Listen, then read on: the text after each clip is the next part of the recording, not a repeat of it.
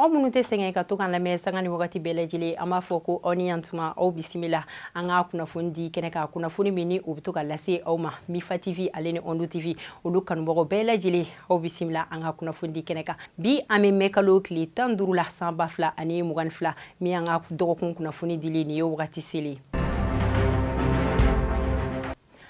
an ka kunnafoni kun fɔlɔ an b'o daminɛ ni INTM o secrétaire général INTM n'an b'a fɔ ko Union nationale des travailleurs du Mali olu ka ɲɛmɔgɔ u ye bataki dɔ kɛ ni ka ɲɛsin an ka gouvernement mɔgɔw ma k'o sababuya kɛ k'u ye laɲini mun kɛ ko ka se ka o laɲini ko sabati k'a bɛ wagati jan bɔ k'u ye laɲini kɛ laɲini mun bɛ kuma an ka jamana baarakɛlaw olu ka hakɛ ko la ko ka olu ka hakɛ ko k'a di u ma k'a bɛ wagati jan bɔ fana k'olu ye camancɛ fanga mɔgɔw ko ka olu dɛmɛ u ka baara la nka k'a ka kan k'olu fana k'a lajɛ olu ye laɲini mun kɛ ko ka se ka o di wa k'u ye ni bataki mun ci an ka gouvernement mɔgɔw ma ko nin bɛna kɛ a laban n'an bɔra yan bɛ taga Tombouctou mara la olu ka baarakɛla kalanden dɔ n'an b'a fɔ ma nanzarakan na ko stagiaire minnu bɛ école de santé la olu ye waleya dɔ kɛ k'u to Tombouctou labitaniso la o waleya de ye fɛn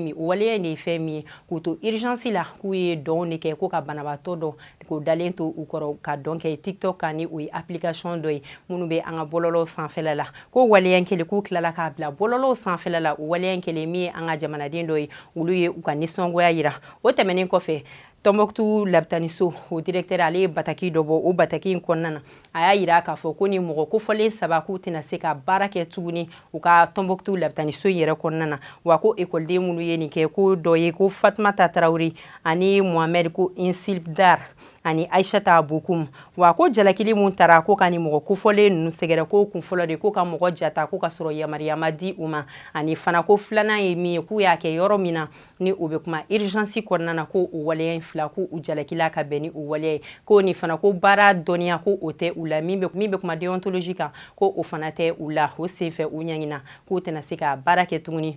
Tombouctou labitaniso la n'an bɔra yan bɛ taga Jine mara la mɛ kalo tile 12 sɔgɔmada fɛ nɛgɛ ɲɛ 8 o tɛmɛlen ni sanga 54 min ye an ka jamana lakana tigilamɔgɔ ye k'olu yɛlɛla min dɔ sanfɛ min kɛra sababu ye k'an ka jamana lakana tigilamɔgɔ mɔgɔ 4 ko olu tora a dafɛ min ye mɔgɔ 1 ko o joginna hali bi ala ka se de an ka jamana faamaw ma ka se ka jugu kɛlɛ cogo min n'an bɔra yan bɛ taga Mali kɔrɔyanfan ani a camancɛ yanfan na olu ye damakasikan dɔ kɛ ni ka ɲɛsin an ka jamana ɲɛmɔgɔw ma o damakasikan de ye fɛn min ye o de ye ko banbagaciw de cayalen bɛ olu ka yɔrɔ la k'u nana ko sariya ko waleya u sigida yɔrɔ la wa ko ni waleya ninnu kɛra yɔrɔ min na k'o ye Yuwaru ale ni Ɲanfuge o mara la min ye Yuwaru fanfɛla ye ko o bɛ ka kɛ ni waleya jugu ninnu bɛ ka kɛ yɔrɔ min na k'o ye Diruma Dongo Ndojiga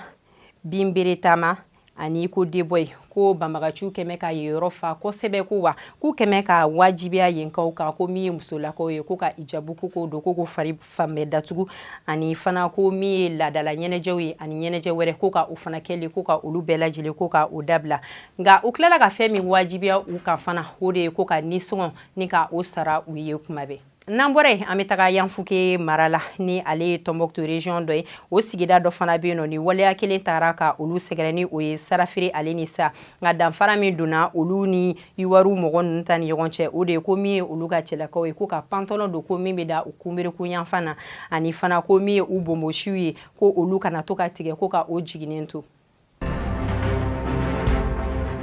n'an bɔra yan bɛ taga Bankas mara la o sigida dɔ bɛ yen nɔ ko Yanduma kɛrɛnkɛrɛnnenya la min ye Yuga Piri fanfɛla ye mɛ kalo tile 9 san 2022 min ye marifa tigilamɔgɔ ye k'u tagara don ni sigida kofɔlen na k'u tagara mɔgɔ 2 ko ka olu faga min ye mɔgɔ 1 k'o jogin wa k'u tagalen fana ko butiki fɛn fɛn kun bɛ yen nɔ k'u ye o butiki ninnu bɛɛ lajɛlen ko ka olu bɛɛ tiɲɛ ani bagan minnu kun bɛ k'u ye bagan ninnu ta ka taga ni o ye u fɛ ani moto sigiyɔrɔma 10 k'u taara ni o fana ye u fɛ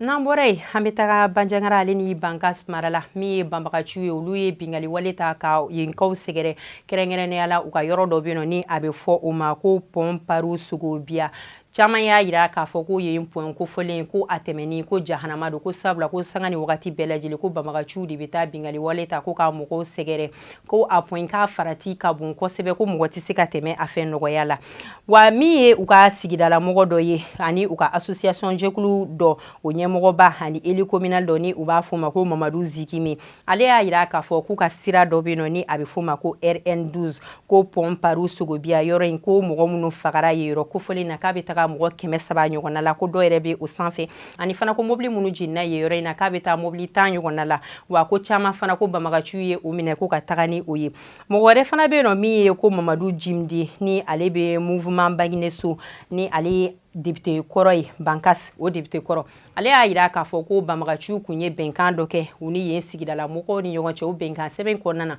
ko min bɛ kuma dɔ fɔ ni k'a yira k'a fɔ ko si kana don si gasi la ko dɔw sɔnna a ma i n'a fɔ dɔw fana ma sɔn a ma nka ko minnu sɔnna a ma ani minnu fana ma sɔn a ma k'olu si de lafiyalen tɛ ko sabula ko banbagaciw nana fɛn dɔ de wajibiya u kan ni o dɔ ye ko ka nisɔngɔ ko o sara o tɛmɛnen kɔfɛ fana ko yen sigidala mɔgɔw bɛɛ lajɛlen ko ka kɛlɛkɛcɛw ko ka o di olu ma wa ko ni mɔgɔ ma sɔn k'o kɛ fana k'u bɛ jahadi ko ka o jigi i kan k'u ka bingali wale laban yɛrɛ k'o kɛra fɛn min ye k'o de ye ko camion dɔ ko min kun falen don taji la k'o kun na t'o di EDF mɔgɔ ma ko banbagaciw kun tagara sira da olu ɲɛ nka ko Banjagara gouverneur ale ni an ka jamana faamaw olu ka cɛsiri bolo k'olu sera ka o k'o dan sira la ko sabula banbagaciw ma se ka bin o tigi kan tuguni bilen u ka mɔgɔ wɛrɛ fana bɛ yen ni a bɛ fɔ o ma ko Adama Jogo ni ale ye collectif association des pays dɔgɔn ale o ɲɛmɔgɔ ye ale fana y'a yira k'a fɔ ko nin waleya minnu kɛlen filɛ nin ko nin daminɛna ko kabini ni san avril kalo wagati la ko fo ka taa bi la ko nin bingali wale ninnu kɛra o bɛɛ lajɛlen de kɔnɔna na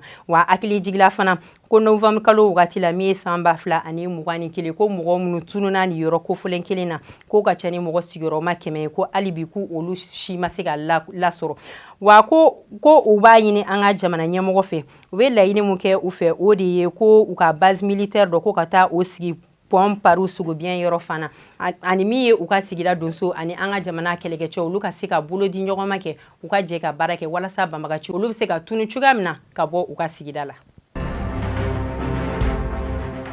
N'an bɔra yan bɛ taga Bafulabe mara la ale sigida dɔ bɛ ko Madiba ni yɔrɔ kofɔlen fila ni ɲɔgɔn cɛ kilomɛtiri 20 de bɛ olu ni ɲɔgɔn cɛ min bɛ kalo tile 7 ye san 2022 n'o bɛnna sibiri don ma ko tasumakan kasara dɔ o kɛra yɔrɔ in fana ni o kɛra nɛgɛ ɲɛ 15 wagati la o tasumakan kasara in k'a ye mɔgɔw ka so ani a kɔnɔna minɛnw bugudaw ani o kɔnɔna minɛnw k'a ye olu bɛɛ lajɛlen ko ka o tiɲɛ min ye mɔgɔ kelen ko o de joginna nka Ala barika la ko mɔgɔ ma to a da fɛ. N'an bɔra yen an bɛ taga Banjagara ale commune dɔ bɛ yen n'a bɛ f'o ma Sanga fana la o sigira dɔ bɛ ni a bɛ f'o ma ko Yanduma banbagaciw olu taara binkali wale dɔ kɛ yen nɔ tɛnɛn ni o bɛnna mɛ kalo tile 9 ma ko k'a daminɛ sɔgɔmada nɛgɛ ɲɛ 9 fo ka taa se a 13 wagati ma ni o ye tileganfɛla ko banbagaciw tagara binkali wale kɛ nin yɔrɔ kofɔlen na ko wa k'u caman de bɔra ko kɔnɔkulu k'u nana ko moto sigiyɔrɔma 100 ɲɔgɔnna la k'u nana o de la ko o waleya ninnu kɛlen ko bagan fɛn fɛn de tun bɛ yen sigida in na k'u ye bagan ninnu bɛɛ lajɛlen ta ka taga ni o ye ka mɔgɔ sigiyɔrɔma 2 ni o ye u ka duguden dɔ ye minnu tɛ tenitigiw ye ko ka o faga ni kunnafoni ninnu bɔra mɔgɔ min fɛ o de ye ko agence Anadoli Ali Dolo ni ale ye Sanga o commune urbaine o maire hakili jiginna fana ale y'a yira k'a fɔ ko san 2019 kɔnɔna na ko ni waleya cɛjugu ɲɔgɔn dɔ kɛra yen nɔ ko ni o kɛra Sobanda ni o ye Sanga sigida dɔ ye ko o yɔrɔ kofɔlen na ko mɔgɔ minnu fagara yen nɔ ko bɛ taga bɛ mɔgɔ 95 ɲɔgɔnna ma ko banbagaciw ye o de faga ani fana ko mɔgɔ sigiyɔrɔma 19 k'u tagara ni o de ye ko minnu ma se ka lako sɔrɔ wa ko o wagati na ko bagan fɛn fɛn de tun bɛ yen nɔ k'u ye bagan ninnu bɛɛ lajɛlen ko ka o faga ani ko ka tasuma don sow bɛɛ lajɛlen na hali bi Ala ka basigi ko sabati Mali la. N'an bɔra an bɛ taga Femayi commune na ni ale ye jeni cercle dɔ ye o sigida dɔ bɛ yen nɔ n'a bɛ f'o ma ko Cɛkɔrɔbugu banbagaciw caman olu kun taara yen sigida la ka taa muso 32 ko k'o ɲɔgɔnna ta ka taga ni o ye u fɛ o senfɛ min ye u ka sigida donso ye kunnafoni kun sera olu ma olu fana wulila ka taa sira da banbagaciw ɲɛ walasa ni muso 32 ɲɔgɔnna olu kana se ka taa banbagaciw bolo o waleya kɛlen k'a kɛra muguci ye u ni ɲɔgɔn cɛ fo ka taa kɛ ko banbagaciw olu bolila ka taa o senfɛ fɛ k'u bɛɛ lajɛlen k'u bolila banbagaciw bolila ka taa ko ka muso 32 ninnu to donso barika la Ala ni donso barika la ko muso 32 k'u bɛɛ lajɛlen u sera ka sigi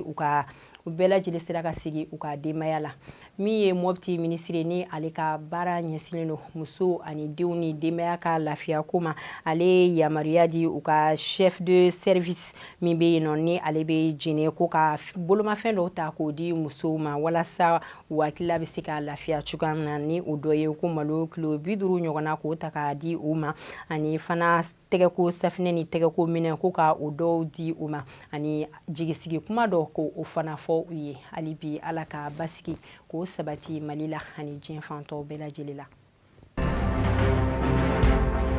An lamɛnbagaw an sera ka ni kunnafoni de sɔrɔ k'o ta k'o di aw ma an b'a fɔ aw kan bɛn don wɛrɛ ni Ala ka jɛ ye.